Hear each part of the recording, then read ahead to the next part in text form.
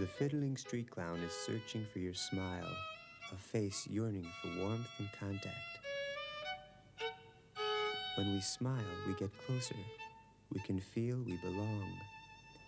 Even in the restless pulse of modern hurry, it is clear how we belong. Quite at home among the faces flickering by in trains and escalators. We're born to belong. But we are easily knocked out of belonging. Call it a stroke of fate, an accident. Bang! Behind the shining fronts, in the proudest of civilizations, we find endless, quiet corridors, inhabited by pacified and well catered for outcasts from our brotherhood of efficiency.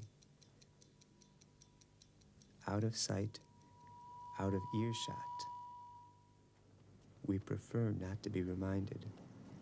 Should something remind us anyway, we generously offer a serious face. As long as it doesn't happen to me. Our daily life is rich in communications, contact. We can speak to each other across any distance. We can write things down and send them to each other. Electronics help us do it faster.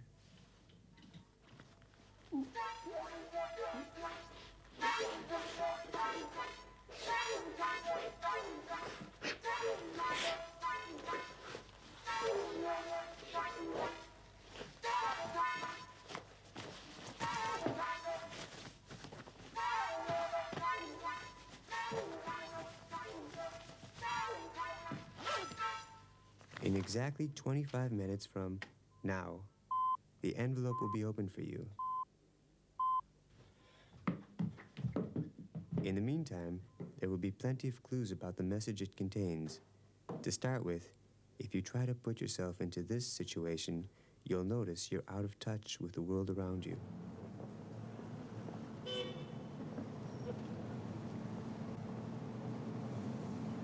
Hold on.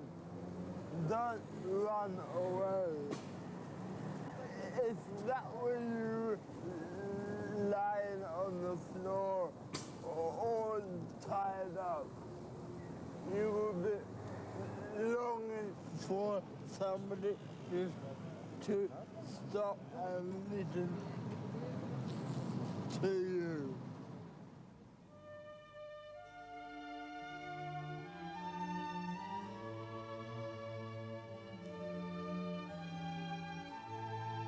I know it's difficult to understand what I say, so I'll use this voice instead to tell you something about myself. I wasn't born like this. I got meningitis when I was 2 months old.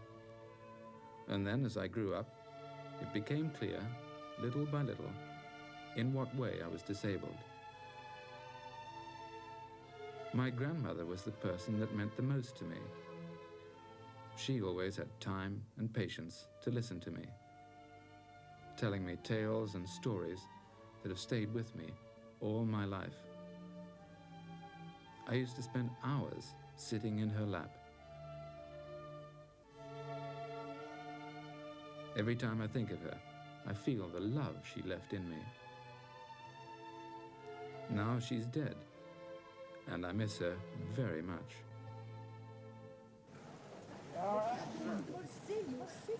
When I speak, I get stuck. If I get nervous, it's even more difficult.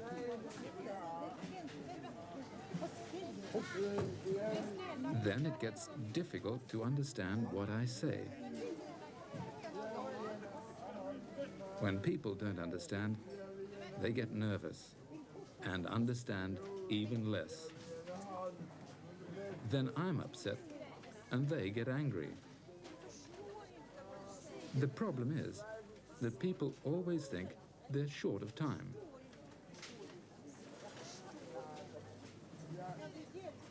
But do you really mean, folks, that you cannot afford the extra couple of minutes it would take to let a fellow like Tony take part in everyday life?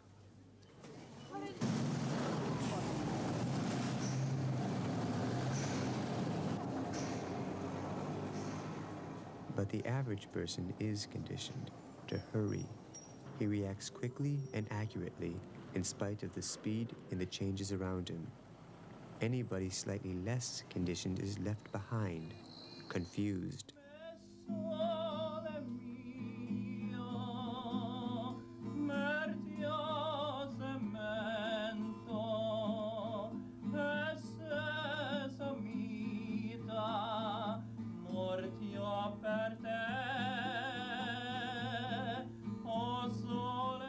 But should that mean that such people's lives are in any way inferior, offering less quality, less satisfactions,